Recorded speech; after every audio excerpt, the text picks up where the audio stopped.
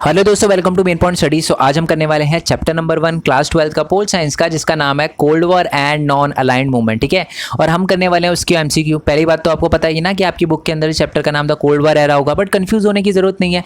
Chapter का नाम ही change हुआ, बाकी सब कुछ सेम है। ठीक है, और हम उसके एमसीक्यू क्यों करने वाले हैं, क्योंकि आपको पता ही है कि पूरा का पूरा हमारा जो बोर्ड एग्जाम का फर्स्ट टर्म होगा वो एमसीक्यू बेस होगा। ठीक है, और एमसीक्यू में फुल मार्क्स स्कोर करने का सिंपल सा तरीका मैं आपको बताता हूँ, और ये सिर्फ पोल साइंस के लिए नहीं, सबके लिए बताता हूँ कि जो भी चैप्टर आ रहा है ना, उन चैप्टर के अगर आपने 100 से ज़्यादा एमसीक्यू कर लिए ना, हो ही नहीं सकता कि उस चैप्टर के अंदर से कोई एक नंबर का क्वेश्चन आ जाए और आप गलत करके आ जाओ या छोड़ के आ जाओ, हो ही नहीं सकता। बट एक छोटी सी कंडीशन है, वो क्वेश्चन जो होने चाहिए वो हर टाइप के होने चाहिए। आपको नॉर्मल एमसीक्यू तो मिल जाते हैं, पर केस स्टडी वाले क्वेश्चन नहीं मिलते, असर्शन और रीजन वाले नहीं मिलते, पिक्चर बेस्ड क्वेश्चन नहीं मिलते। इसलिए मैंने सारी की सारी चीज़ें इसके अंदर इंक्लूड करी है। ठीक है, मैं पहले आपको केस स्टडी वाले और असर्शन और रीजन वाले क्वेश्चन दिखा देता हूँ। ठीक है, जस्ट अ सेकेंड। तो ये देखो, ये सारे के सारे आपके असर्शन और रीजन वाले क्वेश्चन है। ओके, जिससे आपको किसी भी टाइप की प्रॉब्लम ना आए। और पिक्चर बेस्ड क्वेश्चन के लिए मैंने अलग से बुक की पीडीएफ ओपन कर रखी है। जैसे हमारे एमसीक्यू खत्म हो जाएंगे तो हम फिर पिक्चर बेस्ड क्वेश्चन पे आएंगे, ताकि आपको इस वीडियो के अलावा और कुछ देखने की जरूरत ना पड़े। ओके, तो चलो जी वीडियो शुरू करते हैं। बट उससे पहले मैं आपको बता दूं कि हमारा है ना एक दूसरा भी चैनल है, जिसका नाम है मेन पॉइंट टेक। बेसिकली वो अर्निंग से रिलेटेड है। ठीक है, कुछ बच्चे पूछते हैं कि सर हम अर्न कैसे कर सकते हैं। ठीक है, वो तो उनके लिए मैंने चैनल बनाया, क्योंकि उनको पैसे से रिलेटेड थोड़ी ज़्यादा प्रॉब्लम आती है। और मैं आपको बता दूं कि बेसिकली देखो, अगर आपको अर्निंग से रिलेटेड जानने की मतलब नहीं है नीड, तो कोई दिक्कत नहीं, आप वीडियो स्किप करके सीधा क्वेश्चंस पे आ सकते हो। बट मैं बता दूं कि इस चैनल पे बिल्कुल मैं ज़ीरो से बताता हूँ। ठीक है, क्योंकि मेरे को पता है बहुत सारे बच्चे ऐसे हैं जो टेक्नोलॉजी के बारे में इतना नहीं जानते, तो उन्हीं बच्चों के लिए मैंने मेन पॉइंट टेक का चैनल बनाया है। बेसिकली अर्निंग कैसे करी जाती है, और ऐसे नहीं करता कि प्लेटफॉर्म का नाम बता दिया तो जी जाके अर्न कर लेना, उसे ऐसे नहीं करता मैं पूरा का पूरा आपको जीरो से लेकर नेक्स्ट लेवल तक, अच्छे लेवल तक सब कुछ एक्सप्लेन करता हूँ। बिल्कुल फ़ोन की स्क्रीन या लैपटॉप की स्क्रीन में सारी की सारी चीज़ें अच्छे से समझाता हूँ। ठीक है, तो और मैं कुछ वीडियो दिखा देता हूँ, जैसे कि how I earn 9,000 rupees in 1 our from the Zomato IPO। ये मैंने वीडियो बनाई थी। मैं अब बच्चे बोलेंगे सर जोमेटो आप डिलीवरी करते होंगे, रेस्टोरेंट वगैरह होगा, ऐसा कुछ नहीं है। मेरा जोमेटो से दूर दूर तक कोई लेना देना नहीं है। मैंने आज तक जोमेटो से कुछ ऑर्डर नहीं किया। मेरे फ़ोन में जोमेटो की ऐप तक नहीं है। ठीक है, और सच बताऊं तो 9,000 से ज़्यादा ही अर्न किए थे, और 1 घंटे से कम के टाइम में अर्न किए थे। कैसे किए थे वो आपको पता चल जाएगा आप जब वीडियो देखोगे तो, है ना। और साथ में मैंने ये भी बताया कि आप फ़ोन से एनिमेशन वीडियो कैसे बना सकते हो। बहुत सारे बच्चे कहते हैं सर हम यूट्यूब पे वीडियो अपलोड तो करना चाहते हैं, बट अपना फेस रिवील नहीं करना चाहते, तो उन्हीं बच्चों के लिए मैंने वीडियो बनाई है। तो और कुछ बच्चों के पास रिसोर्सेज भी नहीं होते, तो फ़ोन से कैसे एनिमेशन वीडियो बनाते हैं ये बताया मैंने अपनी पहली ऑनलाइन अर्निंग के बारे में बताया। बच्चों को लगता है यूट्यूब से थी, बट वो यूट्यूब से नहीं थी। और सबसे इंपॉर्टेंट चीज़ मैंने ये बताया कि आप फ्री में वेबसाइट कैसे क्रिएट कर सकते हो। ठीक है, मैक्सिमम बच्चे जानना चाहते हैं और उनको लगता है कि जी हमें कोडिंग लैंग्वेज आनी चाहिए, बट कोडिंग लैंग्वेज का कोई रोल नहीं है वेबसाइट क्रिएट करने में, कोई भी रोल नहीं है। ठीक है, आप वेबसाइट क्रिएट कर सकते हो विदाउट एनी कोडिंग लैंग्वेज। मेरे को C++, जावा, HTML वगैरह मैंने नाम सुने, मेरे को इनका कुछ भी नहीं पता। ठीक है, बट फिर भी मैंने एक वेबसाइट बनाई है, बेसिकली आपके लिए बनाई है, और वो पता चल जाएगा आपको कुछ टाइम में। और मैं बता दूं कि मैंने वही crypto currency, crypto mining, share market, और मैं सोच रहा हूँ कि एक वीडियो और अपलोड करूँ जिसमें मैं आपको ये बताऊं कि कैसे आप अपने नोट्स से अर्न कर सकते हो, क्योंकि हर बच्चा नोट्स तो बनाता है, तो नोट्स से आप कैसे अर्न कर सकते हो उसके बारे में बताऊंगा। तो उस चैनल को सब्सक्राइब कर लेना। और मैं यहाँ पर नोट्स बेचने की बात नहीं कर रहा दोस्त, मैंने कभी अपने नोट्स बेचे नहीं है, बट नोट्स से अर्न ज़रूर किया है। तो मैं बताऊंगा मेन पॉइंट टेक पे, तो चैनल को सब्सक्राइब कर देना और नोटिफिकेशन बेल दबा देना। ठीक है, बच्चा आके गुस्सा होता है कमेंट बॉक्स में, सर सब्सक्राइब कर लिया चैनल, फिर नोटिफिकेशन नहीं आता, ब्लॉक कर दिया क्या आपने। मैं क्यों करूँगा दोस्त ब्लॉक, मैंने किसी को ब्लॉक नहीं किया, बट चैनल को सब्सक्राइब करके आप नोटिफिकेशन बेल दबाना, तभी आपको नोटिफिकेशन आएगा। ओके, तो चलो जी अब करते हैं हम अपना चैप्टर शुरू, एमसीक्यू शुरू। छोटी सी रिक्वेस्ट है कि इसे एज अ टेस्ट लेना। चैप्टर समझ रखा होगा, नहीं समझ रखा तो डिस्क्रिप्शन में लिंक मैं आपको दे दूंगा, वीडियो पॉज करना। ठीक है, नीचे कमेंट लिखना फिर आगे बढ़ना। ठीक है, आंसर लिखना फिर आगे बढ़ना, क्योंकि अल्टीमेटली हमारा मेन फोकस तो यही है ना कि हमारे अच्छे मार्क्स आने चाहिए, हमें पता चलना चाहिए कौन सा टॉपिक स्ट्रॉन्ग है और कौन सा टॉपिक वीक रह गया। ओके, तो चलो जी शुरू करते हैं, और एंड में बताना कि हमारे कितने मार्क्स आए कितने में से। ओके, नेम द अलायंस और the power who won the first world war. जो फर्स्ट वर्ल्ड वॉर था वो कौन सा अलायंस जीता था। अमेरिका जीता था, अलाइड पावर जीता था, एक्सिस पावर जीता था, या सेंट्रल पावर जीता था। तो इसका आंसर है जी अलाइड पावर जीता था। तो अलाइड पावर और एक्सिस पावर के बीच में लड़ाई हो रही थी और हमारा अलाइड पावर जीता था। कुछ बच्चे बोलेंगे सर अमेरिका कंट्री था, बट मैंने अलायंस पूछा है। ठीक है, यहाँ देखो अलायंस और पावर लिखा है, तो अलायंस में अमेरिका भी था अलाइड पावर का पार्ट, बट और भी कंट्रियाँ थी, तो इसका आंसर है B। और जो हमारा फर्स्ट वर्ल्ड वॉर था वो 1914 से लेकर 18 तक चला है। ठीक है। सेकेंड वर्ल्ड वॉर 1939 से लेकर 45 तक चला है। आगे आएंगे इसके भी क्वेश्चन, बट मैं पहले ही सारी की सारी चीज़ें बता रहा हूँ आपको, ठीक है। और एक ही एमसीक्यू से 4-5 एमसीक्यू बता रहा हूँ ताकि कोई गुंजाइश ही ना छूटे, ठीक है। नेक्स्ट क्वेश्चन की बात करते हैं कि what is military alliance. Military alliance का मतलब क्या होता है? कल्चर और स्पोर्ट्स से रिलेटेड कुछ इंटरनेशनल एग्रीमेंट होता है, इंटर गवर्नमेंटल अलायंस होता है, चेंजिंग टेक्नोलॉजी से रिलेटेड कुछ इंटर गवर्नमेंटल एग्रीमेंट होता है, या कोई नेशनल सिक्योरिटी या म्यूचुअल प्रोटेक्शन से रिलेटेड होता है। तो आपको पता ही है कि मिलिट्री लिखा है तो ऑब्वियसली बात है नेशनल सिक्योरिटी और म्यूचुअल प्रोटेक्शन से रिलेटेड ही होगा, है ना। और एक मिलिट्री अलायंस का नाम पता ही है आपको, नाटो। फुल फॉर्म चलो आप मेरे को नीचे कमेंट बॉक्स में बताना, बाकी पता चली जाएगा क्योंकि आगे क्वेश्चन आने वाला है नाटो का, ठीक है। चलो अब बात करते हैं नेक्स्ट क्वेश्चन की। तो हमारा नेक्स्ट क्वेश्चन है कि अमेरिका की आइडियोलॉजी क्या है, सोशलिज्म, कैपिटलिस्ट, या हमारी मिक्स्ड इकोनॉमी, या नन ऑफ दीज। तो आपको पता है कि जो अमेरिका वो किस आइडियोलॉजी पे चलता है, वो चलता है जी कैपिटलिस्ट की आइडियोलॉजी पे, ठीक है, कैपिटलिज्म आइडियोलॉजी पे। जो यूएसएसआर था वो किस आइडियोलॉजी पे चलता था, सोशलिज्म या कम्युनिस्ट, या आप इसे कह सकते हो कि कम्युनिस्ट आइडियोलॉजी पे चलता था, ठीक है। दोनों वर्ड, अभी देखो आप 12th में हो तो अभी आपको इतनी टेंशन लेने की जरूरत नहीं है, बट बाद में जाओगे आप 12th के बाद जब ग्रेजुएशन वगैरह में जाओगे तब इन दोनों वर्ड का सोशलिज्म और कम्युनिस्ट में अच्छे से डिफरेंस समझ पाओगे, ठीक है। बट अभी आपको जानने की जरूरत नहीं है, कंफ्यूज ही हो जाओगे अगर मैं बताऊंगा तो। नेक्स्ट क्वेश्चन की बात करते हैं कि which among the following statement does not reflect the objective of nap. इनमें से कौन सा नैम का ऑब्जेक्टिव नहीं है, नॉट लिखा है। देखो कभी कभार हम है ना ओवर कॉन्फिडेंट होके क्वेश्चन को थोड़ा सा गलत पढ़ लेते हैं, ठीक है। तो ये आप गलती से ये ना पढ़ लेना कि नैम के ऑब्जेक्टिव बताने हैं। इसमें से कौन सा नैम का ऑब्जेक्टिव नहीं था वो बताना है आपको, ठीक है। चलो तो पहला पॉइंट लिखा है कि नैम ये बोलता था कि किसी को भी मिलिट्री अलायंस ज्वाइन नहीं करनी, ये सही बात है। जो नैम है उसने यही बोला था, बट इसमें लिखा है कि नॉट, तो नैम का तो ऑब्जेक्टिव था ये कि किसी को भी मिलिट्री अलायंस ज्वाइन नहीं करने देना, तो ये गलत है। सेकंड पढ़ेंगे हम, बैठे थर्ड पे आते हैं। तो ये लिखा है कि न्यूली जो इंडिपेंडेंट कंट्री थी उनको ये बोला था कि आप इंडिपेंडेंट पॉलिसी अपनाओ, तो ये तो नैम का ऑब्जेक्टिव था, बट इसमें बोला है कि जो नहीं था वो बताना है। जो नैम था वो ये सोच रहा था कि ग्लोबल जो इकोनॉमिक इनइक्वालिटी है उसे ख़त्म करना है, ये तो नैम का ऑब्जेक्टिव था, बट आपसे पूछा कि कौन सा नहीं था। इसका आंसर बी है। इसका आंसर है कि जो नैम था वो न्यूट्रलिटी के आइडियल पे नहीं चलता था, ठीक है।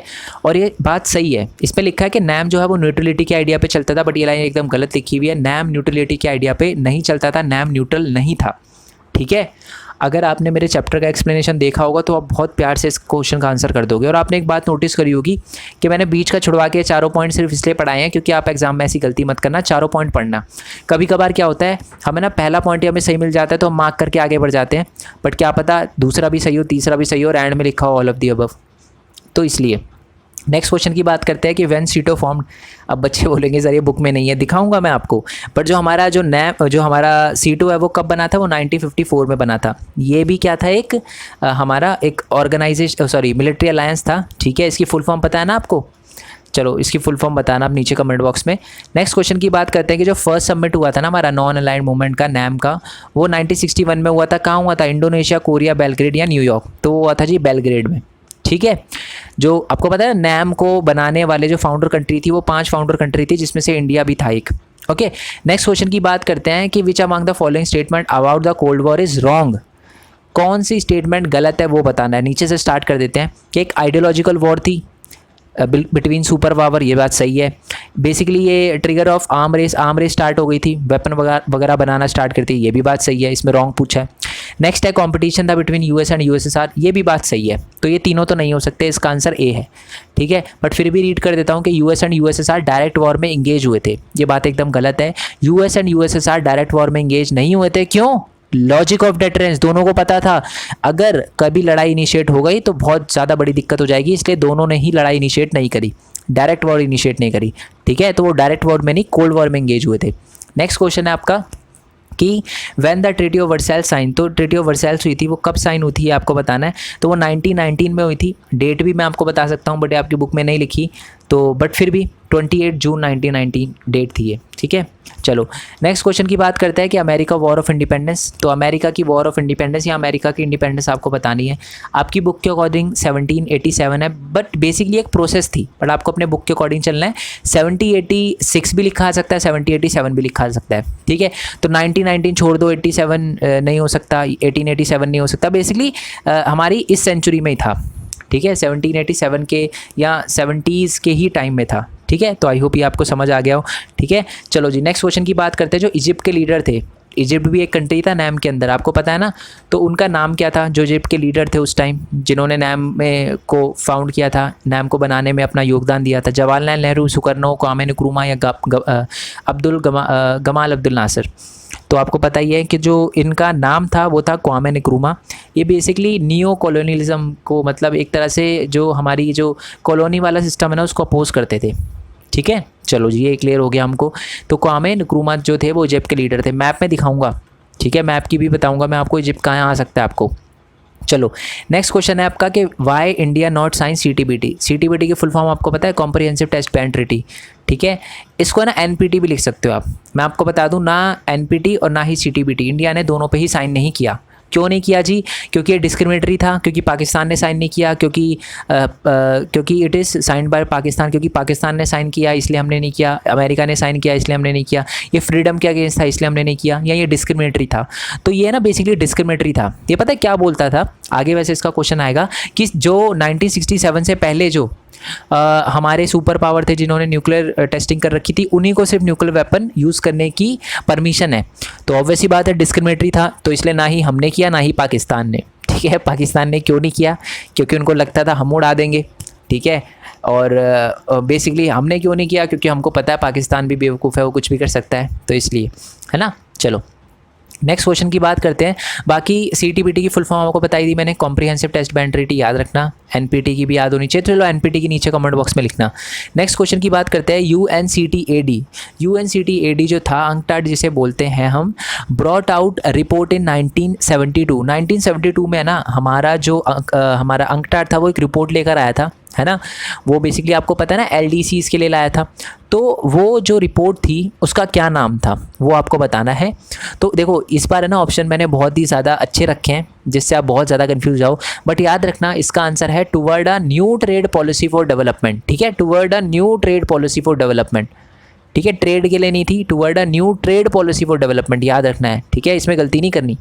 नेक्स्ट क्वेश्चन की बात करते हैं। कभी कभार आपको ना ऑप्शन बहुत ज़्यादा टफ मिलते हैं, जैसे इसमें टफ है। ठीक है, डरना नहीं है, आपको कॉन्फिडेंस रखना है और अच्छे से अपना चैप्टर कवर करके करना है। नेक्स्ट क्वेश्चन की बात करते हैं। फर्स्ट वर्ल्ड वॉर जो था वो कब एंड हुआ? तो आपको पता ही है, मैंने बता ही दिया था कि फर्स्ट वर्ल्ड वॉर जो था वो 1918 में एंड हुआ था। पहले क्वेश्चन में आपको क्लियर करवा चुका था मैं। ठीक है, नेक्स्ट क्वेश्चन है कि name the organization which is formed after the first world war. First world war के बाद क्या बना था? आसियान बना था, हमारा लीग ऑफ नेशन बना था, यूनाइटेड नेशन बना था, या यूरोपियन यूनियन बना था? बेसिकली हमारा लीग ऑफ नेशन बना था। कब बना था जी? ये हमारा बना था 10 जैन 1920 को। बेसिकली मेरे को इतना डीप में नहीं बताना चाहिए था, बट 1920 याद रखना आप। ठीक है, तो तब बना था ये। और मैं आपको बता दूं ये इसने अपना काम ढंग से नहीं किया, इसी वजह से सेकेंड वर्ल्ड वॉर हुआ, और इसी वजह से और सेकेंड वर्ल्ड वॉर के बाद UN बनाया गया था। ठीक है, 24 अक्टूबर 1945 को। नेक्स्ट क्वेश्चन की बात करते हैं कि when first world war started. तो फर्स्ट वर्ल्ड वॉर स्टार्ट कब हुआ था? ये पता ही है आपको, 1914 में हमारा फर्स्ट वर्ल्ड वॉर स्टार्ट हुआ था। नेक्स्ट क्वेश्चन है आपका कि आइडियोलॉजी क्या थी USSR की? सोशलिस्ट थी, मिक्स्ड इकोनॉमी थी, कैपिटलिस्ट थी, या नन ऑफ दीज? सोशलिस्ट। ठीक है, आप सोशलिस्ट लिख सकते हो, अगर कम्युनिस्ट आता है कम्युनिस्ट भी। तो इसका आंसर क्या है? A है। चलो नेक्स्ट क्वेश्चन की बात करते हैं कि व्हेन सीटो एंड बगदाद पैक्ट फॉर्म्ड। हम ये भी बोलेंगे बच्चे सर ये बुक में नहीं है, दिखाऊंगा मैं आपको बुक में, एक एक क्वेश्चन आपको बुक में दिखाऊंगा मैं। बट याद रखना कि जो हमारा सेंटो और बगदाद पैक्ट है, सेंटो की फुल फॉर्म आपको पता है ना, सेंट्रल ट्रीटी ऑर्गेनाइजेशन। तो ये दोनों की दोनों पता है कब बनाए गए थे? ये बनाए गए थे 1955 में। हमारा सीटो कब बनाया गया था? ये बनाया गया था 1954 में। सेंटो और हमारा बगदाद पैक्ट 1955 में बनाया गया था। ठीक है, नेक्स्ट क्वेश्चन की बात करते हैं कि when league of nation formed. जो लीग ऑफ नेशन था वो कब फॉर्म हुआ था? चलो ये क्वेश्चन है ही है, मैंने बता ही दिया। 10 जैन 1920 को हमारा लीग ऑफ नेशन बना था। ठीक है, नेक्स्ट क्वेश्चन की बात करते हैं कि ये 5 जो कंट्रियाँ थी फाउंडर कंट्री थी नैम की। तो आपको बताना है कि which is not the founder country of NAM. इनमें से कौन सा फाउंडर कंट्री ऑफ नैम नहीं थी? इंडिया, इजिप्ट, इंडोनेशिया या पाकिस्तान? तो पाकिस्तान जो था वो नैम का पार्ट नहीं था, फाउंडर कंट्री नहीं था नैम का। ठीक है, तो इसका आंसर है पाकिस्तान। ठीक है, अब 3 कंट्री तो आपको पता चल गई, इंडिया, इजिप्ट और इंडोनेशिया। और बाकी जो 2 कंट्री है ना उनका नाम अपने को नीचे कमेंट बॉक्स में बताना। ठीक है, चलो नेक्स्ट क्वेश्चन की बात करते हैं। Who plays the nuclear missile in Cuba. आपको पता है कि USSR ने, इसमें कंट्री का नाम नहीं लीडर का नाम लिखा है। तो बेसिकली आपको ये बताना है कि आपको पता है USSR ने क्या किया था क्यूबा के अंदर अपने जो हथियार थे, सॉरी मिसाइल्स थे, वो तैनात कर दिए थे, न्यूक्लियर मिसाइल्स जिसे आप कह सकते हो, मिसाइल्स वगैरह तैनात कर दिए थे, और उसका फेस जो था वो अमेरिका की तरफ कर दिया था। तो उस टाइम यूएसएसआर के लीडर कौन थे? John F Kennedy, Donald Trump, Fidel Castro या निकिता खुश्चेव? तो इसका आंसर है निकिता खुश्चेव, ठीक है। और ये मेल है, फीमेल नहीं है, ठीक है। निकिता नाम है इनका, बट कंफ्यूज नहीं होना आपको, ठीक है। चलो नेक्स्ट क्वेश्चन की बात करते हैं कि when Warsaw Pact was formed. तो जो हमारा वारसा पैक्ट था वो कब फॉर्म हुआ था? 1952 में, 49 में, 55 में या 62 में? तो आपको पता ही है कि जो हमारा वारसा पैक्ट था वो 1955 में। डीप में अगर डेट बता दूं मैं आपको, 14 मई 1955 को हमारा ये वारसा पैक्ट साइन हुआ था। वारसा पता है क्या है? पोलैंड के अंदर बेसिकली एक जगह है वारसा, ठीक है। चलो जी नेक्स्ट क्वेश्चन की बात करते हैं कि जब हमारा ये नैम बना था तो उस टाइम इंडिया के लीडर कौन थे, कि कौन रिस्पॉन्सिबल थे? तो वही इंडिया के लीडर इंदिरा गांधी, जवाहरलाल नेहरू, डॉक्टर भीमराव अम्बेडकर या राजीव गांधी? तो आपको पता है कि उस टाइम जो इंडिया के लीडर थे वो जवाहरलाल नेहरू थे। इंडिपेंडेंस का टाइम था, है ना।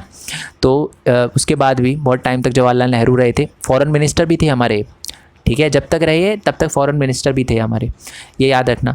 चलो जी नेक्स्ट क्वेश्चन की बात करते हैं। What is bipolar? बाईपोलर का क्या मतलब होता है? When America become super power, when world have to superpowers, when world have one super power, या when world have two super powers? तो मैं आपको बता दूं कि बाईपोलर का मतलब होता है जब वर्ल्ड में दो सुपर पावर होती है। आपको पता है ना, जब यूएसएसआर का डिसइंटीग्रेट हो गया था तो वर्ल्ड यूनिपोलर बन गया था, यानी अमेरिका ही एक सुपर पावर बन के रह गया था। ओके चलो नेक्स्ट क्वेश्चन की बात करते हैं कि name the two super power during cold war. Cold war के टाइम में दो सुपर पावर कौन कौन सी थी? तो आपको इसका आंसर तो पता ही है, यूएसएसआर एंड यूएसए। और यूएसएसआर की फुल फॉर्म बताना आप मेरे को नीचे कमेंट बॉक्स में, ठीक है। चलो नेक्स्ट क्वेश्चन की बात करते हैं कि name the state of the Japan where America drop nuclear bomb. तो आपको पता है ना कि जो अमेरिका है उसने न्यूक्लियर बॉम्ब ड्रॉप किए थे, किस में? जापान में, ठीक है। क्योंकि चलो थोड़ा कॉन्टेक्स्ट बता देता हूँ कि बात ये हुई थी कि सेकेंड वर्ल्ड वॉर स्टार्ट हो गया था, ठीक है। और अमेरिका पार्ट नहीं था सेकेंड वर्ल्ड वॉर का, बट जापान ने ले लिए पंगे। उसने क्या किया कि जो अमेरिका था, अमेरिका के पर्ल हार्बर बॉम्ब गिरा दिए, हवाई का उसका मिलिट्री बेस था, उस पर बॉम्ब गिरा दिया। और ये सबसे बड़ी गलती थी जापान की। और अमेरिका ने फिर ऐसी गलती कर दी, गलती क्या कर दी, थोड़ी बेशर्मी वाली हरकतें कर दी, उन्होंने न्यूक्लियर बॉम्ब गिर दिए। कहाँ गिरे ये तो आप पक्की बात है अब अच्छे से बता पाओगे, ठीक है। बचपन से ये नाम आपने ज़रूर सुना होगा, हिरोशिमा और नागासाकी, ठीक है। और बहुत बुरी तरीके से लोग वहाँ पर अफेक्ट हुए थे। मैं आपको बता दूँ आज भी वहाँ पर लोग हैं ना डिसेबल होते हैं पैदा, क्योंकि उनमें जीन्स में चला गया वो, समझ लो इतनी बुरी हालत कर दी थी। चलो और नेक्स्ट क्वेश्चन की बात करते हैं। और मैं आपको बता दूं, चलो एक और बात बताता हूं, आपको शायद पता हो कि जो न्यूक्लियर बॉम्ब थे वो कब गिरा गया था। एक तो लिटिल बॉय था, एक फैट मैन था। लिटिल बॉय 6 तारीख को गिरा गया था, और जो हमारा फैट मैन था वो 6 तारीख को, मतलब 6 अगस्त 1945 को। और जो हमारा फैट मैन था कोइंसिडेंसली आज 9 तारीख है, 9 अगस्त 1945 तो नहीं, 2021 है। तो बेसिकली इसी तारीख को ही हमारा जो ये बॉम्ब था वो गिरा गया था। बेसिकली 8 तारीख की रात को गिरा गया था। तो 9 तारीख था या 8 तारीख था ये कंफर्म नहीं है, ठीक है। तो डोंट वरी, कभी ऐसे नहीं आएगा कि 9 तारीख को घिरा गया था या 6 तारीख को, बट याद रखना मिडनाइट थी वो 8 की। नेक्स्ट क्वेश्चन की बात करते हैं कि when cold war started. Cold war कब स्टार्ट हुआ था? तो आपको पता ही है 1945 में, जब हमारा सेकेंड वर्ल्ड वॉर एंड हो गया था। नेक्स्ट क्वेश्चन की बात करते हैं कि सेकेंड वर्ल्ड वॉर कब स्टार्ट हुआ था? तो आपको पता ही है सेकेंड वर्ल्ड वॉर 1939 में स्टार्ट हुआ था। नेक्स्ट क्वेश्चन की बात करते हैं। ऑल दो ये क्वेश्चन ना आपकी आगे वाले चैप्टर्स में आएगा, बट मैंने इसी में इंक्लूड कर दिया क्योंकि मैंने इसी चैप्टर, जब मैंने चैप्टर एक्सप्लेन किया था तो पहले ही समझा दिया था, ठीक है, जिससे कोई कन्फ्यूजन ना रहे। तो आपको पता ही है कि जो हमारा ये आप कह सकते हो कि जो यूनाइटेड नेशन है, यूएनओ जिसे भी कहा जाता है, वो कब बना था? बेसिकली वो 24 अक्टूबर 1945 को बना था। और ये ना एक तरह से आप कह सकते हो एक बड़ा रूप था लीग ऑफ नेशन का। लीग ऑफ नेशन का ही एक उत्तराधिकारी था, जिसे आप हिंदी में बोल सकते हो, ठीक है। चलो नेक्स्ट क्वेश्चन की बात करते हैं। Full form of USSR. USSR की फुल फॉर्म क्या थी? और ये भी देखो बहुत कंफ्यूज करने वाले मैंने ऑप्शन रखे हुए हैं। Union of socialist Soviet Republic, ठीक है, union of socialism Soviet Republic, union of Soviet socialist Republic. Basically ये आंसर है सी, ठीक है। देखो अच्छे से देखना, ठीक है, गलती मत करना है इसमें, ओके। ऊपर क्वेश्चन पूछा था इसलिए पूछा था ताकि, और इसलिए आंसर भी नहीं बताया मैंने, ताकि नीचे क्वेश्चन मिलेगी आपको तो आप अच्छे से पता कर पाओ, ओके। नेक्स्ट क्वेश्चन की बात करते हैं कि ना, name the treaty which state that banned nuclear weapon test in atmosphere, outer space और अंडर वाटर। बेसिकली ना एक ट्रीटी हुई थी, ठीक है, एक संधि हुई थी, एक ट्रीटी हुई थी जिसमें बोला गया था कि आउटर स्पेस, आपका अंडर वाटर और आपका जो एटमॉस्फेयर है उसमें न्यूक्लियर वेपन की टेस्टिंग नहीं होगी। तो ये किस ट्रीटी के अंडर बोला गया था? सॉल्ट 1, ठीक है, और NPT, सॉल्ट 2 या LTBT? इसका आंसर है LTBT, limited test ban treaty. और इनकी भी फुल फॉर्म याद रखना, वैसे मैं बताऊंगा आपको, ठीक है।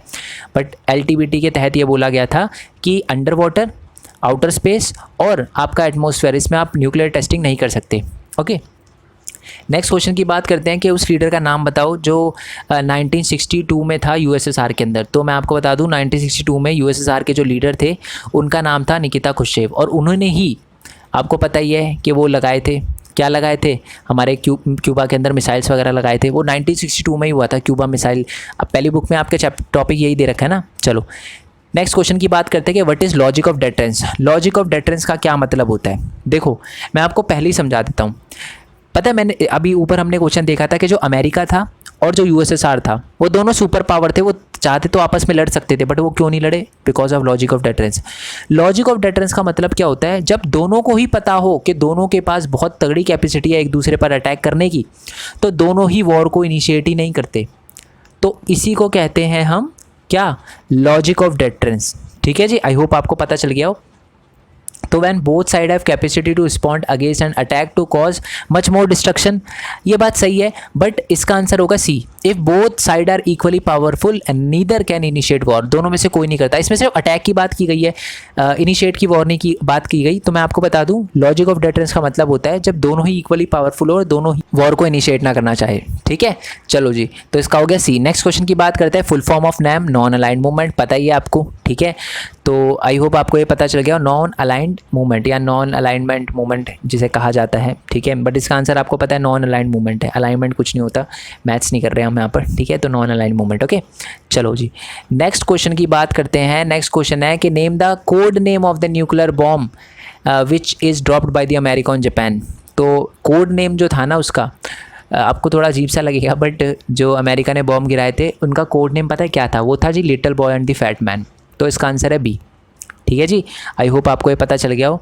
नेक्स्ट क्वेश्चन की बात करते हैं कि defeat of the French by Vietnamese at Dien Bien फू।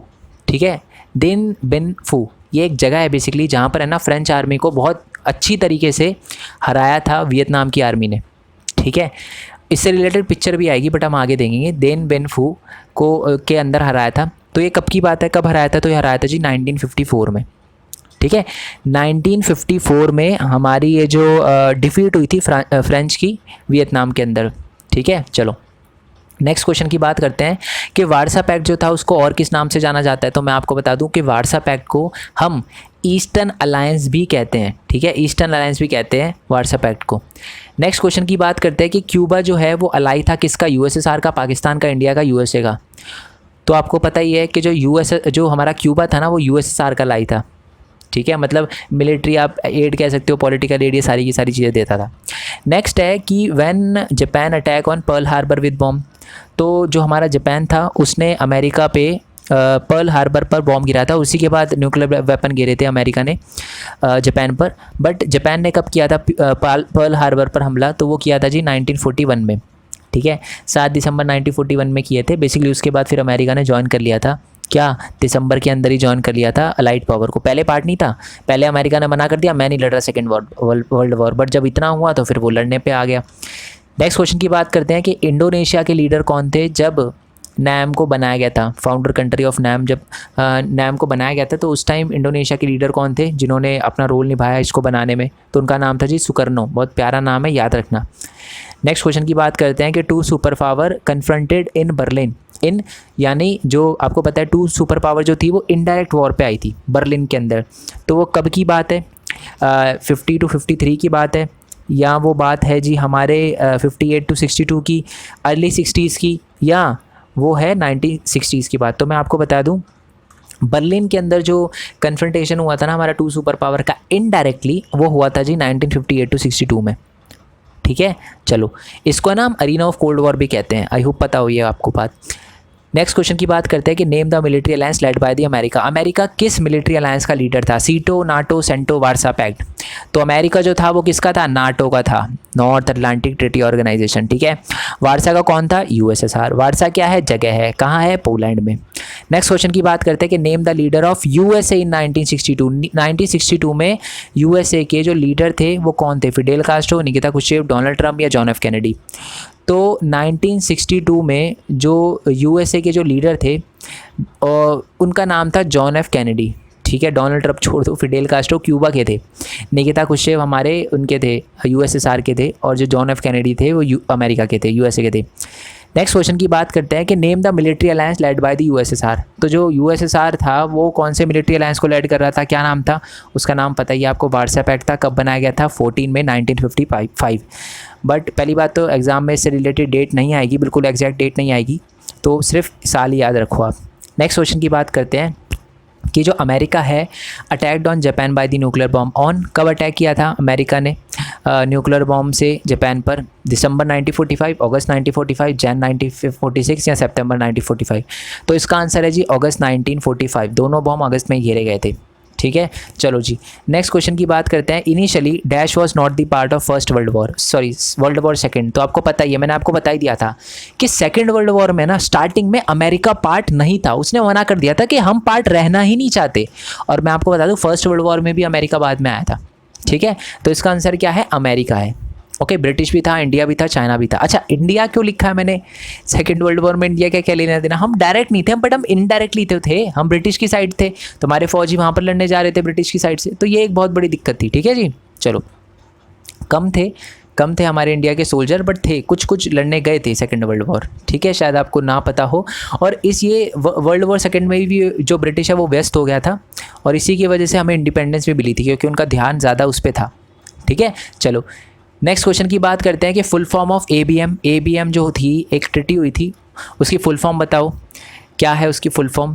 Anti ballistic missile, anti ballistic mark, anti body mask, anti body market. तो हमको पता ही है कि इसका आंसर क्या है? एंटी बैलिस्टिक मिसाइल, ठीक है जी, ये पता ही है आपको, एबीएम की फुल फॉर्म आ सकती है ये। नेक्स्ट क्वेश्चन है कि full form of CENTO, central treaty organization, ठीक है, ये पता ही है आपको। तो सेंट्रल ट्रीटी ऑर्गेनाइजेशन यानी बी है इसका आंसर, टावर नहीं है, ठीक है। तो देखो कभी कभार टावर को ट्रीटी भी पढ़ लेते हैं, ये हो जाता है एग्जाम में, बट ऐसी गलती मत करना आप, ठीक है। नेक्स्ट क्वेश्चन की बात करते हैं कि जब नाटो बनाया गया था स्टार्टिंग में, तो उस टाइम उसमें कितने स्टेट थे, कितनी कंट्री थी? स्टेट, अब आप 12th में आ गए हो, पता ही है आपको स्टेट और कंट्री जो है, तो स्टेट याद रखना। तो टोटल 12 स्टेट थी, ठीक है, स्टार्टिंग में। चलो, नेक्स्ट क्वेश्चन की बात करते हैं। अमेरिका इंटरवेंशन इन वियतनाम, कब करा था अमेरिका ने वियतनाम में इंटरवीन? तो मैं आपको बताता हूँ, जब फ्रेंच हारा था ना हमारा, फ्रेंच हारने के बाद अमेरिका थोड़ा ताव में आ गया कि यार मेरा दोस्त फ्रेंच हार गया, फ्रांस हार गया, तो मैं हेल्प करूँगा फ्रांस की और मैं जाके लड़ूंगा। वो लड़ने के लिए अमेरिका उतर तो गया वियतनाम पे, बट अमेरिका की जो वियतनाम की आर्मी थी ना, उन्होंने बिल्कुल तारे ज़मीन पे दिखा दिए थे उनको, ठीक है। वो मैं बताऊंगा कैसे, जब पिक्चर वाले क्वेश्चन पे आएंगे ना तब आपको अच्छे से पता चलेगा। इससे रिलेटेड चैप्टर में ज़्यादा दे नहीं रखा, बट पिक्चर दे रखी है, ठीक है। तो बेसिकली इसका आंसर है 1952 टू 75। क्यों? 54 में हमारा फ्रेंच हार गया, उसी के बाद एंट्री होती है अमेरिका की, जी मैं हेल्प करूंगा आपकी। बाकी हुआ कुछ नहीं, वापस आ गया अमेरिका भी। नेक्स्ट है कि सीटो की फुल फॉर्म क्या है? तो सीटो की फुल फॉर्म तो मैंने आपसे पूछा था कि आपको बताने के लिए बोला था। वैसे सीटो की फुल फॉर्म है South East Asian treaty organization, ठीक है, ये डी वाला पॉइंट है। ओके, नेक्स्ट क्वेश्चन की बात करते हैं कि 2 super power confrontation in Korea. जैसे हमने बर्लिन का देखा था वैसे कोरिया के अंदर भी, तो कोरिया के अंदर दोनों जो सुपर पावर थी वो आपस में कब लड़ी थी? इनडायरेक्टली, ठीक है, साउथ कोरिया और नॉर्थ कोरिया में इनडायरेक्टली लड़ी थी, ठीक है। तो वो कब की बात है? वो जी वो है 1950 टू 53 की बात है, ठीक है, ए। नेक्स्ट क्वेश्चन की बात करते हैं। तो हमारा नेक्स्ट क्वेश्चन है कि जो नाटो था उसको डैश के नाम से भी जाना जाता था, किसके? वेस्टर्न अलायंस के। और जो हमारा वारसा था उसको ईस्टर्न अलायंस के नाम से जाना जाता था। नेक्स्ट क्वेश्चन है कि नेम दी 2 सुपर पावर, ठीक है, 2 सुपर पावर या 2 अलायंस के नाम बताओ वो for the first world war, ठीक है। मतलब 2 पावर यानी 2 कंट्रियों के नाम बताओ जो लड़ रही थी किसमें? फर्स्ट वर्ल्ड वॉर में। Japan, Germany, central power America, Germany और अलाइड पावर, या अलाइड पावर और एक्सिस पावर। इसका आंसर है ना डी है, ठीक है। क्यों? क्योंकि इसमें अलायंस लिखा है, पावर लिखा है, ये तो कंट्रियां हैं, ठीक है। तो अलाइड पावर और एक्सिस पावर, जिसको हम सेंट्रल पावर भी कहते हैं, एग्जाम में कंफ्यूज नहीं होता, वो भी होगा, ठीक है। नेक्स्ट क्वेश्चन की बात करते हैं कि व्हेन नाटो वाज फॉर्म, जो नाटो था वो कब बना? 47, 49, हमारा 19 या 51। तो आपको पता ही है कि जो हमारा नाटो है वो 1949 में बना, ओके, अब ये कुछ एक एक मार्क्स से क्वेश्चन है कि फुल फॉर्म ऑफ LDCs, ठीक है, आपको पता ही है कि LDC जो था उसकी फुल फॉर्म क्या थी, ठीक है, लीस्ट डेवलप कंट्री, याद रखना है। ये अंगटाट की United Nation conference on United Nation conference on trade and development, ठीक है। चलो, अब ये पूछा आपसे कि when a nation attacked any member of the country it is consider as an attack on all the member country, ठीक है, क्या ये ट्रू है या फॉल्स है? ये बात ट्रू है, ठीक है। नेक्स्ट क्वेश्चन है कि NPT क्या और उसकी फुल फॉर्म बतानी है, SALT 1 और SALT 2 की फुल फॉर्म बतानी है। ट्रू एंड फॉल्स पे वापस आ जाते हैं हम, ठीक है। ट्रू एंड फॉल्स है हमारा कि सुपर पावर असिस्ट, अच्छा मैंने ये ट्रू एंड फॉल्स लिखे हैं बट आपको MCQ में ज़रूरी नहीं ट्रू एंड फॉल्स देखने के लिए मिले, ठीक है, बट फिर भी मैंने इंक्लूड किया है कि ट्रू एंड फॉल्स से भी आप कोई ना कोई क्वेश्चन बना लो। ओके, फिर उसके बाद तो आपको पता है फिर हम असर्शन और रीज़न करेंगे, बस ये 2-3 MCQ मतलब हैं और ट्रू एंड फॉल्स वाले, बट मैंने इंक्लूड कर दिए हैं, ठीक है। Super power assist all the member country to develop their own nuclear weapon, क्या ये बात सही है? सुपर पावर असिस्ट करता था कि जी ऐसे बना लो, मान लो जैसे मैं अमेरिका हूँ, मेरे अमेरिका के अंदर पोलैंड आता है, अज्यूम करो आता नहीं है, चलो USSR का लेते हैं, USSR के अंदर मान लो पोलैंड आता है, तो क्या USSR ये बताएगा पोलैंड को कि जी न्यूक्लियर वेपन कैसे बनाए? नहीं, गलत है, ये सर पे नहीं चढ़ जाएगा पोलैंड उसके, है ना, तो नहीं बताया था, ये गलत है।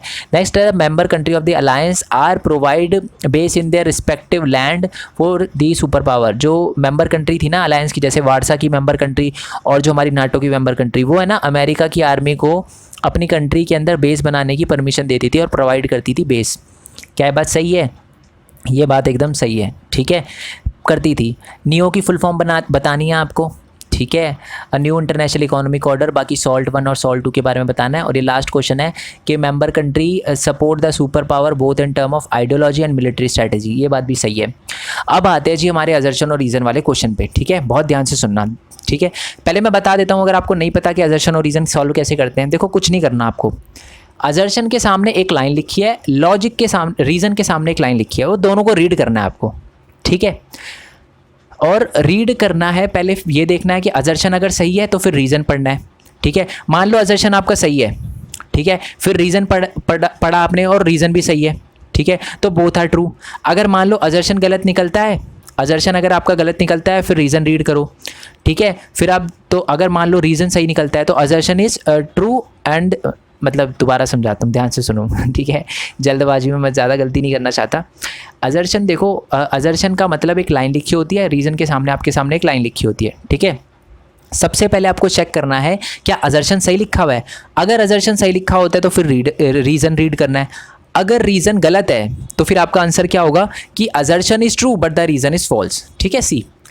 अगर असर्शन गलत निकलता है फिर भी आपको रीज़न रीड करना है, मान लो असर्शन रीड करो और इस बार आपका असर्शन गलत है तो आपको रीज़न रीड करना है, ठीक है।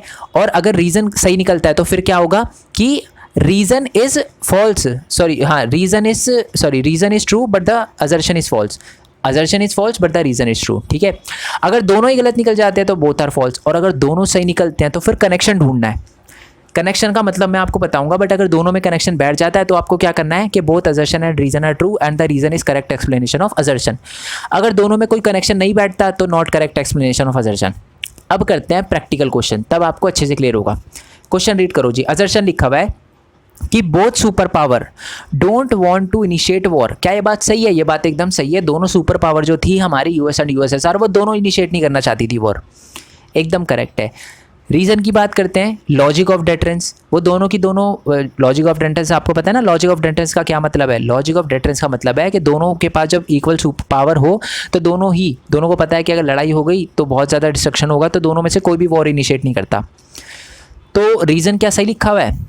सही लिखा हुआ है। इसका मतलब क्या है? अब ये देखो कि दोनों में आपस में कोई लेना देना है। अब है ना, जब आपको करेक्शन चेक करना तो एक लाइन में रीड कर दो, समझाता हूँ कैसे। Both super power don't want to initiate war because of logic of deterrence, दोनों की दोनों सुपर पावर लड़ाई नहीं करना चाहती थी क्योंकि उन्हें डर था कि अगर लड़ाई हो गई, उन्होंने पहले इनिशिएट कर दिया तो बहुत ज़्यादा डिस्ट्रक्शन होगा। यही है लॉजिक ऑफ डेटरेंस का, यानी दोनों लाइनें सही भी है और दोनों का कनेक्शन भी सही है। तो इसका आंसर क्या होगा? Both assertion and reason are true and the reason is correct explanation of assertion, A होगा इसका आंसर। समझ आ रहा है? समझ आ रहा है? तो बाकी आगे क्वेश्चन देखेंगे तो और अच्छे से क्लियर होता जाएगा। चलो क्वेश्चन करते हैं, इसको थोड़ा सा मैं बैक कर देता हूँ। चलो, तो इस बार असर्शन लिखा हुआ है कि India creates and join non aligned movement, जो इंडिया था उसने नॉन अलाइंड मूवमेंट को ज्वाइन किया और उसे क्रिएट किया। क्या ये बात सही है? क्या जो इंडिया था उसने नॉन अलाइंड मूवमेंट को ज्वाइन किया था और उसे क्रिएट किया था? ये बात एकदम सही है। जो इंडिया है उसने क्रिएट भी करा था और ज्वाइन भी करा था नॉन अलाइंड मूवमेंट को, ठीक है, अलाइनमेंट मूवमेंट या अलाइंड मूवमेंट को, ठीक है। चलो, वैसे ऊपर है ना एक वो आया था, MCQ आया था जिसमें मैंने नॉन अलाइनमेंट लिख दिया था, ठीक है, तो उसको नॉन अलाइन कर लेना, बस अलाइन मत करना, अलाइन कर लेना, ठीक है, क्योंकि नाम नॉन अलाइनमेंट भी पढ़ते हैं कुछ लोग और नॉन अलाइन मूवमेंट भी पढ़ते हैं, तो कंफ्यूज नहीं होना, ठीक है। तो हाँ, अजर्शन तो सही है। रीज़न पढ़ते हैं कि नॉन अलाइंड, जो नॉन अलाइंड हमारा मूवमेंट था, allowed India to take international decision and stance, ठीक है, इंडिपेंडेंट होगा ये, internationally take independent decision and stance that serve its interest rather than the interest of the super power and their allies. इसका मतलब क्या है? ऊपर लिखा हुआ है कि इंडिया जो है उसने क्रिएट किया नैम को और उसने ज्वाइन भी किया नैम को। उसने दोनों सुपर पावर को इसलिए ज्वाइन नहीं किया क्योंकि इंडिया अगर दोनों में से किसी भी सुपर पावर को ज्वाइन करता तो अपने इंटरेस्ट पे काम नहीं कर पाता, वो सुपर पावर के इंटरेस्ट पे काम करता। क्या ये बात सही है? ये बात सही है, तो दोनों ही सही है। आप दोनों में कनेक्शन मिल रहा है, थोड़ा सा, बिल्कुल मिल रहा है। इंडिया जो था उसने नॉन अलाइंड को क्रिएट किया और उसको ज्वाइन किया। क्यों किया जी? इसलिए किया क्योंकि अगर इंडिया ऐसा नहीं करता तो वो इंडिपेंडेंट फैसला नहीं ले पाता, उसको हमेशा सुपर पावर से दब के रहना पड़ता। तो कनेक्शन बैठ रहा है, तो इसका आंसर है ए। आगे अलग अलग टाइप के क्वेश्चन भी आएंगे, तब आप अच्छे से समझ पाओगे। अब पढ़ते हैं अजर्शन। अजर्शन लिखा हुआ है कि इंडिया साइन CTBT। क्या ये बात सही है? बिल्कुल भी नहीं। इंडिया ने तो CTBT पे साइन नहीं किया था, comprehensive test ban treaty sign नहीं किया था। तो इसका मतलब क्या है कि अजर्शन इस बार हमारा फॉल्स है। बट फिर भी हमको रीज़न पढ़ना है, रीज़न पढ़ते हैं। रीज़न लिखा हुआ है कि CTBT इज डिस्क्रिमिनेटरी एग्रीमेंट। क्या ये बात सही है? बिल्कुल सही बात है, डिस्क्रिमिनेशन करता था CTBT का एग्रीमेंट। तो यानी हमारा अजर्शन जो है इस बार वो क्या है? फॉल्स है। बट जो रीज़न है वो इस बार करेक्ट है। तो इसका आंसर क्या होगा? इसका आंसर होगा D, assertion is false but the reason is true. चलो जी, नेक्स्ट क्वेश्चन पे आते हैं। तो हमारा जो नेक्स्ट क्वेश्चन है वो ये है कि Nikita Khrushchev the leader of Soviet decided to invert Cuba into a Russian base. ठीक है, इन्वर्ट पढ़ रहा हूँ, सॉरी, ठीक है। तो निकिता खुश्चेव जो थे उन्होंने डिसाइड किया कि वो कन्वर्ट कर देंगे क्यूबा को रशियन बेस में। क्या ये बात सही है? 1962 के अंदर ये बात एकदम सही है, यही हुआ था। रीज़न पढ़ते हैं जी। इन अप्रैल 96 द लीडर ऑफ जो सोवियत यूनियन थे, ठीक है, या हम कह सकते हैं USSR थे, उनको डर लग रहा था कि कहीं अमेरिका जो है वो इन्वेड ना कर दे क्यूबा पर और अपनी गवर्नमेंट को, फिडेल कास्ट्रो की गवर्नमेंट को, जो कम्युनिस्ट गवर्नमेंट थी, उसको हटाने दे। ये बात भी एकदम सही है। 1961 में जो सोवियत यूनियन के लीडर थे निकिता खुश्चेव, उनको सच में डर लग रहा था कि अमेरिका कहीं फिडेल कास्ट्रो की गवर्नमेंट को हटा के अपनी कैपिटलिस्ट गवर्नमेंट ना लगा दे वहाँ पर। तो इसका मतलब दोनों ही सही है। अब दोनों में कनेक्शन बैठ रहा है, बिल्कुल बैठ रहा है। समझाता हूँ मैं कैसे। देखो, निकिता खुश्चेव जो थे उन्होंने 1961 में ये फैसला कर लिया था कि वो क्यूबा को एक रशियन बेस में कन्वर्ट करेंगे, क्योंकि उनको डर था कि कहीं अमेरिका कम्युनिस्ट जो कंट्री है क्यूबा, उसमें जो कम्युनिस्ट गवर्नमेंट है उसको हटाकर उसको कैपिटलिस्ट गवर्नमेंट ना बना दे। तो इसी डर के कारण उसने न्यूक्लियर वेपन लगा दिए। तो इसका आंसर क्या होगा? इसका आंसर होगा कि ए। ठीक है, चलो जी, नेक्स्ट क्वेश्चन की बात करते हैं। तो हमारा नेक्स्ट क्वेश्चन है कि United state dropped 2 atomic bomb on Japanese city. जो अमेरिका था उन्होंने 2 हिरोशिमा और नागासाकी में अगस्त 1945 में न्यूक्लियर वेपन जो थे वो गिर दिए थे, जिसकी वजह से अमेरिका ने सरेंडर कर दिया था सेकेंड वर्ल्ड वॉर। क्या ये बात सही है? ये बात एकदम सही है, ठीक है। अब रीज़न रीड करो, और ये वाला क्वेश्चन बहुत अच्छे समझना। रीज़न लिखा हुआ है कि in 1972 US president Richard Nixon visit to China. क्या ये बात सही है? ये बात जो है वो एकदम सही है, ठीक है, ये बात एकदम सही है। जो US के प्रेसिडेंट थे 1972 में, रिचर्ड निक्सन, वो चाइना उन्होंने विज़िट किया था। अब दोनों में कनेक्शन ढूंढो। क्या दोनों में कनेक्शन है? दोनों में कुछ भी कनेक्शन नहीं है। ऊपर बात हो रही है न्यूक्लियर वेपन की, अमेरिका की, जापान की, नीचे बात हो रही है जी 1972 की। 1945 कहाँ, 1972 कहाँ? तो इसका मतलब दोनों सही तो हैं, बट दोनों का आपस में कोई लेना देना नहीं है। और ये लाइन भी बुक की है, मैं आपको दिखाऊंगा कहाँ पर लिखी हुई है। तो इसका मतलब both assertion and reason are true but the reason is not correct explanation of assertion. ठीक है जी, बी। अब बात करते हैं, चलो जी, ये असर्शन और रीजन वाले भी सारे क्वेश्चन हो गए। अब पहले तो मैं आपको ये बता देता हूँ, ठीक है। ये देखो, ये रिचर्ड निक्सन वाला दिखाता हूँ पहले आपको, ठीक है। फिर आप बोलोगे कि सर रिचर्ड निक्सन वाला तो था ही नहीं, तो आपने कहाँ से बता दिया। ठीक है, ये देखो क्या लिखा हुआ है कि US president Richard Nixon visit to China. ये सारे के सारे डेट वाले क्वेश्चन आपको अच्छे से होने चाहिए, ठीक है। ये देखो कोरियन वॉर के बारे में लिखा हुआ है ना, क्यूबन मिसाइल क्राइसिस के बारे में लिखा हुआ है, ओके। ये देखो अमेरिका की इंटरवेंशन वियतनाम में, बगदाद पैक्ट और ये सेंटो कब साइन हुआ था, ये देखो दे रखा है, ठीक है। अब ये मत बोलना कि सर ये बुक में नहीं था, बुक में है ये। और ये जो हमारी LTPT CTPT, ठीक है, NPT, salt 1 salt 2 start 1 start 2, ये भी आपको अच्छे से होना चाहिए, ठीक है। अब थोड़ा मैप पे आ जाते हैं। नाम की 5 कंट्री थी, इंडिया, ये रहा इंडिया, ये रहा इंडोनेशिया, ये रहा इजिप्ट, ठीक है, ये रहा इजिप्ट हो गया, ये रहा घाना अफ्रीका के अंदर है ये, और ये यूगोस्लाविया। आज यूगोस्लाविया आपको मैप में नहीं मिलेगा, ठीक है। यूगोस्लाविया कम ही आएगा मैप में मार्क करने के लिए, क्योंकि अब इसके 4 टुकड़े हो चुके हैं, ठीक है। और ये जो रेड से दिख रहा है आपको USSR की कंट्री है, या मैं बोलूँ वार्सा पैक्ट की कंट्री है, और ये जो येलो में दिख रही है ये आपकी नाटो की कंट्री है। ये मैप में आ सकता है आपको। चलो ये तो हो गया। अब बात करते हैं बुक की पिक्चर बेस्ड क्वेश्चन की, कर लेते हैं यार जल्दी से, मेरे को पता है टाइम बहुत हो गया बट फिर भी। तो ये क्यूबा दिखा रखा है आपको, ये अमेरिका है, ये क्यूबा दिखा रखा है आपको, ठीक है। और ये तो ऐसी पिक्चर है। बाकी नेक्स्ट आते हैं, देखते हैं कोई पिक्चर मिले तो। ये जो मैंने पिक्चर आपको पहले ही दिखा दी कि ये हमारी वार्सा, ये देखो पोलैंड के अंदर वार्सा, तो ये हमारी USSR है रेड से। ये जो हमारा दिख रहा है येलो से, ये क्या है, ये हमारी वार्सा पैक्ट है, ठीक है। और जो ग्रीन है वो अदर कम्युनिस्ट कंट्री है, जैसे यूगोस्लाविया वगैरह, ठीक है, कम्युनिस्ट नेशन है हमारे। बट आपको पता है ना बेसिकली नैम का पार्ट था ये ग्रीन वाला। तो ये देखो ये ग्रीन से जो आपको दिख रहा है वो बेसिकली बाद में उन्होंने नैम को ज्वाइन कर लिया था। ये हमारे नाटो के हैं, ये हमारे वार्सा के, ठीक है। और मैं आपको बता दूं इसी वजह से जो फर्स्ट वर्ल्ड कंट्री है ना, वो ज़्यादातर नाटो को कहा जाता है, जो हम है ना थर्ड वर्ल्ड कंट्री है। कभी कभी आप देखोगे जब आप 12th पास कर लोगे तो बार बार इंडिया को as a third world country बोला जाएगा। वो इसलिए बोला जाता है कि इंडिया जो है वो नैम का पार्ट थी, ठीक है। चलो आगे बढ़ते हैं जी थोड़ा सा। तो ये मैंने बता दिया, वो आपको करना है। इस पिक्चर पे आते हैं। देखो ये देखो बेल्ट पे क्या लिखा है लेडी की, US। इस सर पे क्या लिखा हुआ है, USSR। और ये है जी जो गंजे दिख रहे हैं, ये है जी चाइना, ठीक है। बात क्या थी कि USSR थे, बट आप देखो कि जो चाइना था ना हमारा, बेसिकली एक टाइम पे वो USSR का बहुत अच्छा अलाई था, मतलब बहुत अच्छा रिलेशन था उसका USSR, कम्युनिस्ट थे दोनों। बट उसके बाद क्या हुआ कि चाइना ने अपने रिलेशन बनाना स्टार्ट कर दिए अमेरिका के साथ धोखे में रख के USSR को। तो ये बता रखा है इस पिक्चर में, ठीक है। और ये देखो ये वो अमेरिका और वियतनाम का बता रखा है।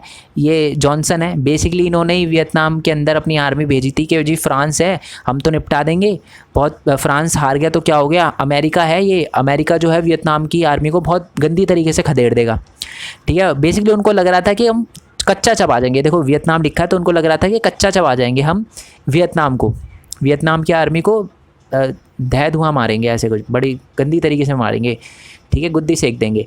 बट ऐसा कुछ हुआ नहीं। क्यों नहीं हुआ? क्योंकि वियतनाम ने नाक में दम कर दिया।